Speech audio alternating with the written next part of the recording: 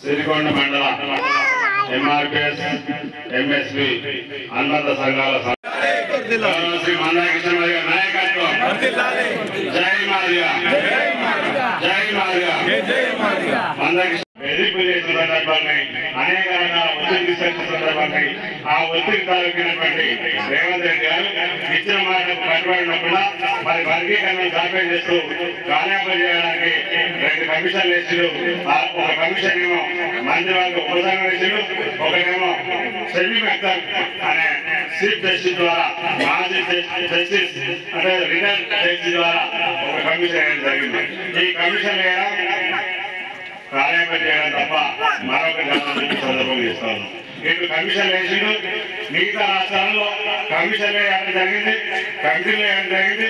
ఆ సందర్భంగా ఇంప్లిమెంటేషన్ చేయడం లేదని వాళ్ళని చెప్పి వాళ్ళ ఉద్యోగ నియామకాలను కూడా భర్తీ చేయడం ఆ రాష్ట్ర ప్రభుత్వాలు ఆ పరిధిలో ఉన్నటువంటి వాటిని ఆపుకోవడం జరిగింది. కానీ ఇక్కడ వర్గీకరణ చేస్తామని చెప్పి మనకు చెప్తూనే ఇంకొక రకంగా ఖాళీలన్నీ కూడా భర్తీ చేస్తా ఉన్నాడు వేగవంతంగా. ఎప్పుడు చేయగలంటే శక్తులు మరి తీవ్రంగా ప్రయత్నం చేస్తూ వర్గీకరణ అడుగులను అడ్డుకోవడానికి ప్రయత్నం చేస్తున్నారు.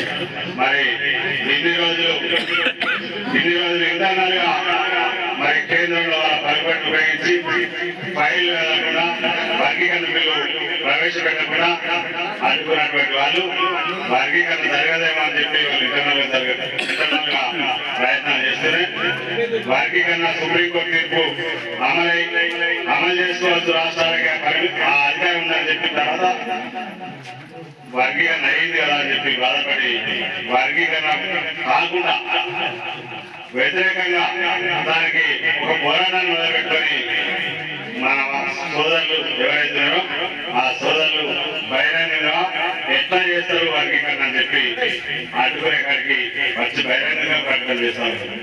వాళ్ళందరూ కూడా ఒకటే సమానం చెప్పాలి.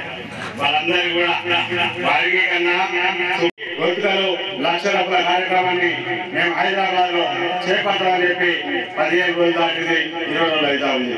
ఇంకా సమయం ఉన్నది, దాదాపు సమయం ఉన్నది. ఈ లోపల రేవంత్ రెడ్డి గారు ఏం చేసినా చేయకపోయినా మన ప్రోగ్రాం మాత్రం ఉంటుంది.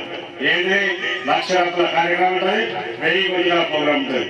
కాబట్టి హైదరాబాద్ కు మనందరం కూడా డబ్బు లేకుండా ఎవరు రావద్దని అన్నగారు పిలిపిస్తా ఉన్నారు. మేము కూడా మాతో సహా కూడా డబ్బు సంక్రమించి మేము కూడా మీటింగ్ పోవడం జరుగుతుంది. కాబట్టి 1,00,000 డబ్బులు హైదరాబాద్ జరుగుతూ ముందే రేవంత్ రెడ్డి గారు వర్గీకరణ చేస్తే అక్కడ ఏం చెప్తాం, విజయోత్సవం జరుపుకుంటాం. ఒకవేళ వర్గీకరణ జాప్యం చేసి ఇక మాదిగంతో ఏం కాదనుకొని నిర్లక్ష్యంగా వ్యవహరిస్తే రామేరంలో రేవంత్ రెడ్డి గారికి రేవంత్ రెడ్డి ప్రభుత్వానికి సాగు డబ్బు అని చెప్పి సందర్భంగా గుర్తు చేస్తారు. ఆయన సాగు డబ్బు పెట్టుకుంటారా, వర్గీకరణ చేసి విజయోత్సవం జరుపుకుంటారా, ఆయన జరుపుకోవాలన్నటువంటి విషయాన్ని గుర్తుపెట్టుకోవాలని చెప్పి సందర్భంగా గుర్తు చేస్తా ఉన్నాం.